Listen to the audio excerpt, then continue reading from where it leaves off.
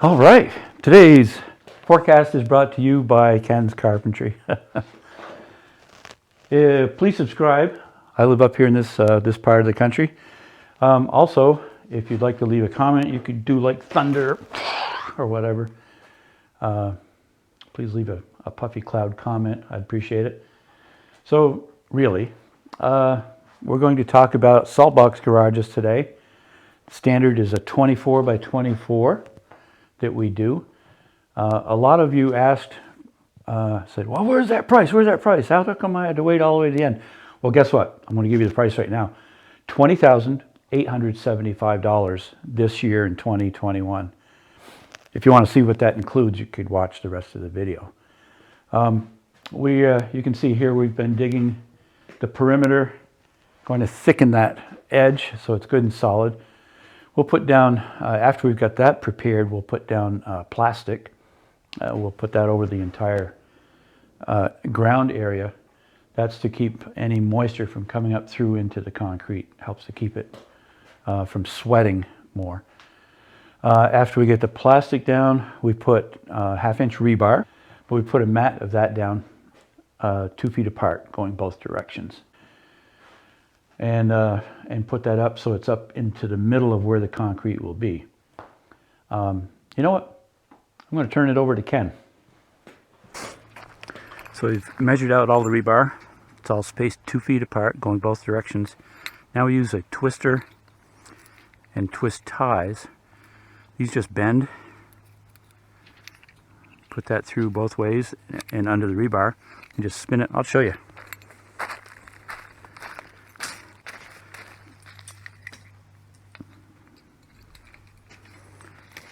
Give it a few twists. It's that easy.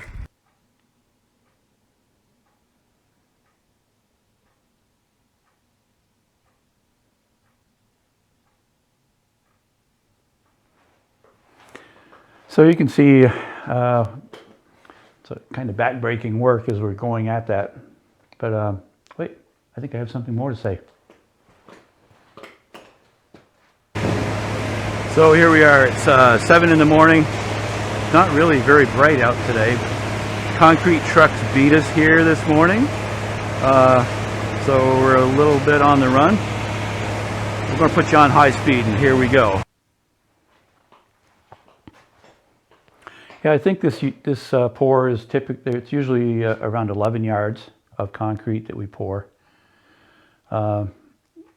We prefer to have front discharge mixers. Sometimes we get the rears, and then it really adds another person that has to run that chute to do the work. So it's a little more inconvenient, but we still get by with it. Then bowl floating, smoothing that off with it's a 4-foot wide float that we use. And then we'll put the power trowel onto it, smooth that all up nice and pretty. We typically wait about 3 hours from the time we get onto pour the concrete till we can get onto it with the trowel. And then we'll have to go over it 2 or 3 times. Each time you turn the blades up a little bit so that they're at a sharper angle. It makes it smoother each time. Yeah. Here's Ken.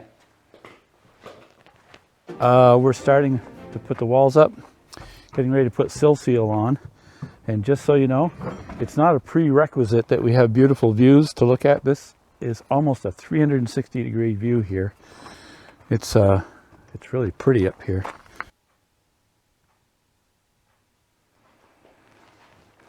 That sill seal really fills in all the nooks and crannies around the edge of the concrete to make sure that it's weather tight, so you don't get breezes blowing in under the plate. It is the bottom plate is pressure treated. We will use wedge anchors to secure it to the concrete. We'll drill that after the fact. It's a lot easier after you put the walls up and get everything squared to do that. You just drill in, pound it in, and that works really well.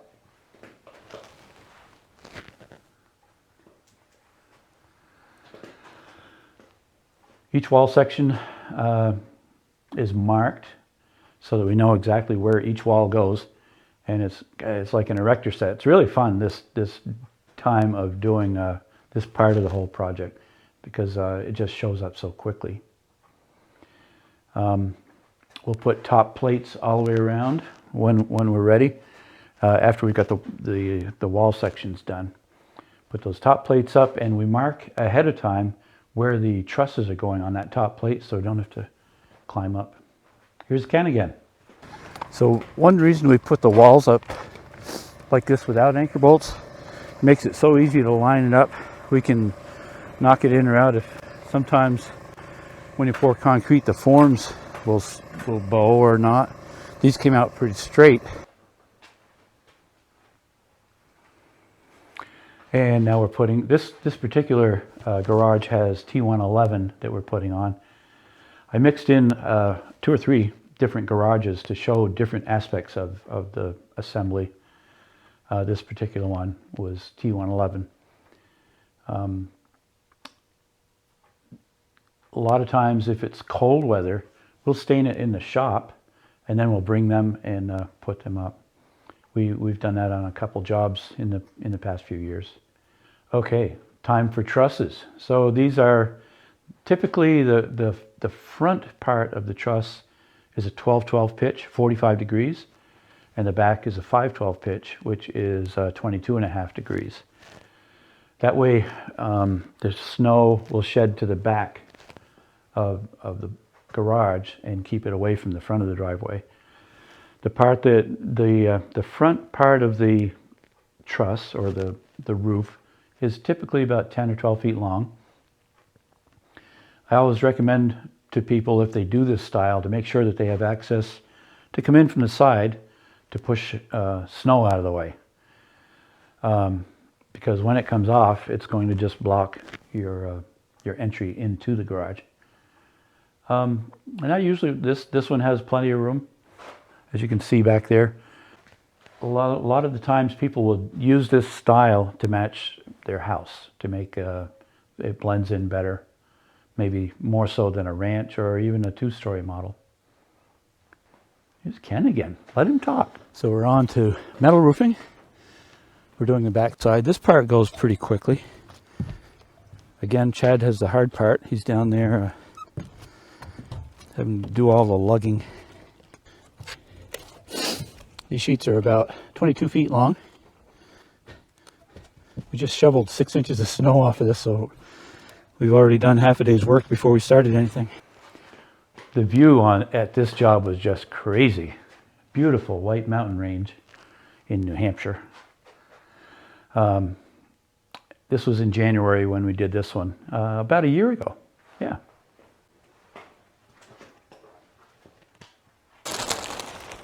We were going to tie the ladders off, but it's easier to just have one person foot the ladder and the other one go up and put it on. This roof wrap that we put on closes up the roof, the building really quickly, so that we can, when we get the metal, when we're ready to put the metal on, it's dried in so we don't get any snow or rain coming inside. You can see here we're doing fascia. That's metal fascia. We bent it. The face is about 5 inches, and then it curls in 1 inch so that the soffit will sit up under that. So we're prepping everything for vinyl siding on this one. You can see here we're putting on the drip edge, getting it ready for the roof. So we have one person push the sheets up, and then the other one will screw them off up above. We screw on the flat, and we screw about every 4 feet up, going all the way across. We'll do that.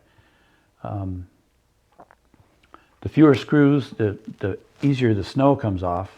But if you have to have enough screws so the roof doesn't blow off.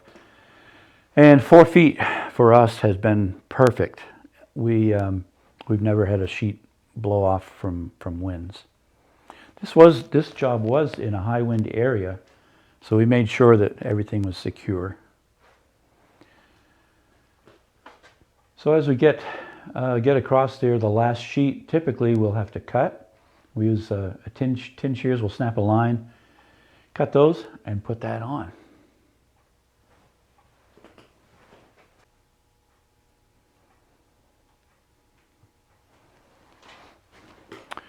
So then the next thing we'll put on is we'll do house wrap all the way around to protect the sheathing, and it's like a buffer between the sheathing and the vinyl siding.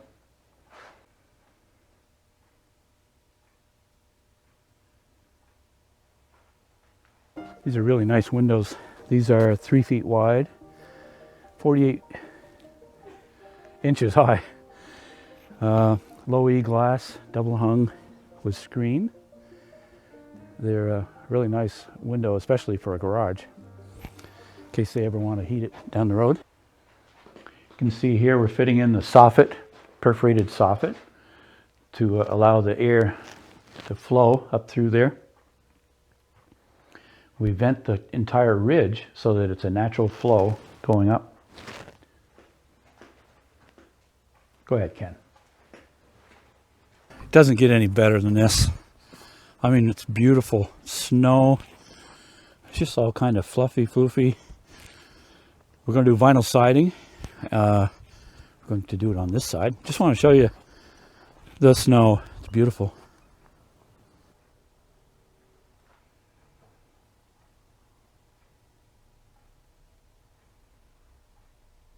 We can see through the house wrap, so we can see the lines. We try to nail through that so it goes into a stud.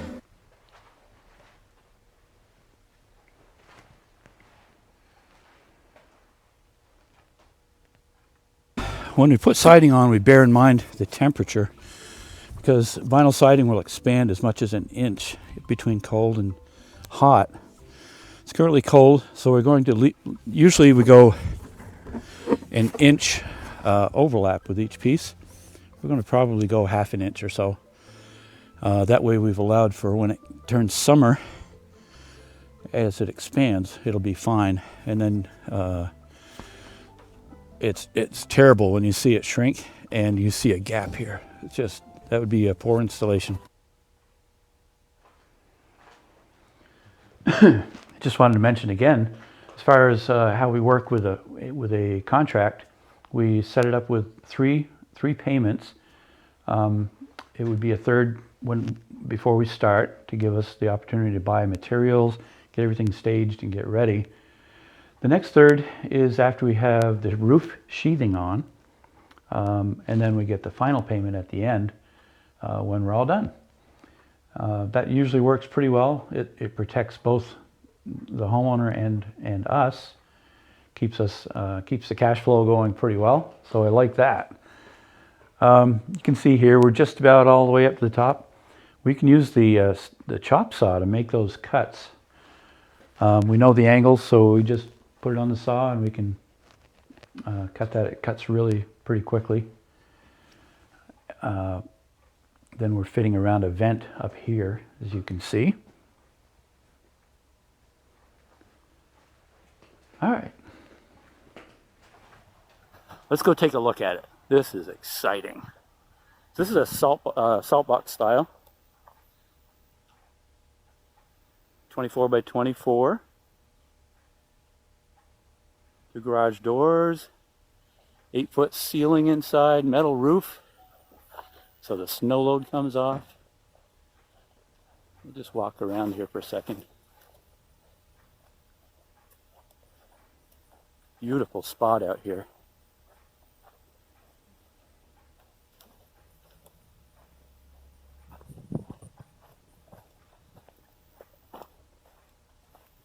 Got a window on each side for good cross ventilation. Got a tree for shade. It's even better. And back around to the front. Got a 2-foot overhang. Let's go take a look inside. See if anybody's home.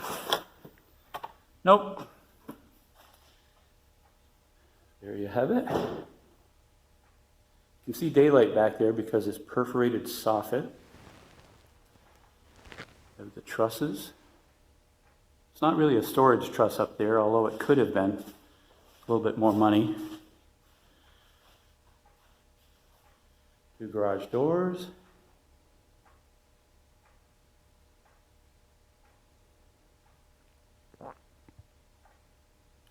It's a 6-inch slab. Came out pretty well.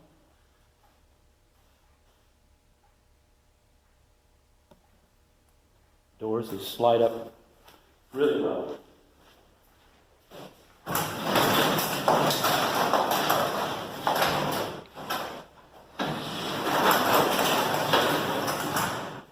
There you go. Okay, so that sums up this Saltbox style. I would say out of every 10 garages we do, it might be one of these would be one of the models that we do. The most common is the ranch style, and then we also do quite a few capes and gambrel styles, 2-story models. And we'll be going over those in a few more days, each one. So thanks for watching. Appreciate it.